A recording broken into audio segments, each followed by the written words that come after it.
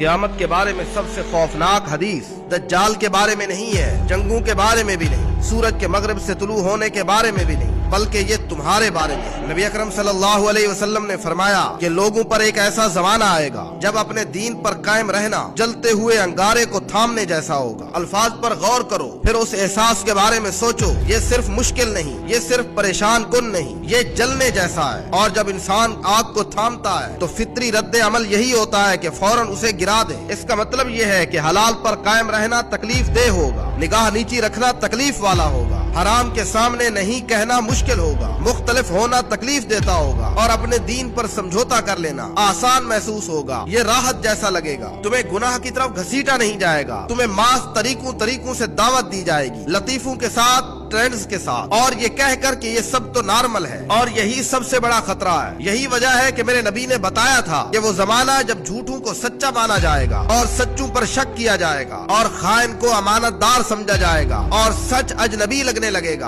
اور جھوٹ اپنا اپنا محسوس ہوگا۔ تم اپنا فون کھولو تو حرام جشن کی طرح منایا جا رہا ہے، حیا کا مذاق اڑ رہا ہے، اطاعت کو انتہا پسندی کہا جا رہا ہے، اور پھر تم دباؤ محسوس کرتے ہو صرف اس لیے کہ ان لوگوں میں فٹ ہونے کے لیے میں بھی اپنے ایمان کو نرم کر لوں۔ یہ اس لیے نہیں کہ تم اسلام سے نفرت کرتے ہو، بلکہ اس لیے کہ اکیلے کھڑے رہتے رہتے تم تھک جاتے ہو۔ یہی آزمائش ہے۔ یہ نہیں کہ تم ایمان رکھتے ہو یا نہیں، بلکہ یہ کہ تم اس اپنے ایمان پر قائم رہتے ہو کہ نہیں۔ خوفناک بات یہ نہیں کہ لوگ اسلام چھوڑ دیں گے، بلکہ یہ ہے کہ وہ مسلمان تو رہیں گے مگر اسلام کو جینا چھوڑ دیں گے۔ نام ہوں گے عمل نہیں، الفاظ ہوں گے وزن نہیں، ایک خالی خول کی طرح۔ اللہ تعالیٰ نے سورۃ الحشر میں ہمیں خبردار کیا، فرمایا وَلَا تَكُونُوا كَالَّذِينَ نَسُوا اللَّهَ فَأَنسَاهُمْ أَنفُسَهُمْ۔ ان لوگوں کی طرح نہ ہو جانا جنہوں نے اللہ کو بھلایا تو اللہ نے انہیں خود ان کی ذات سے غافل کر دیا۔ یہی نقصان ہے، حقیقی نقصان۔ قیامت کا وقت صرف باہر کے ہنگامے نہیں ہے، یہ اندرونی الجھن بھی ہے۔ جب غلط صحیح لگنے لگے، جب صحیح بھاری لگنے لگے، جب ایمان تکلیف دہ محسوس ہو اور حیا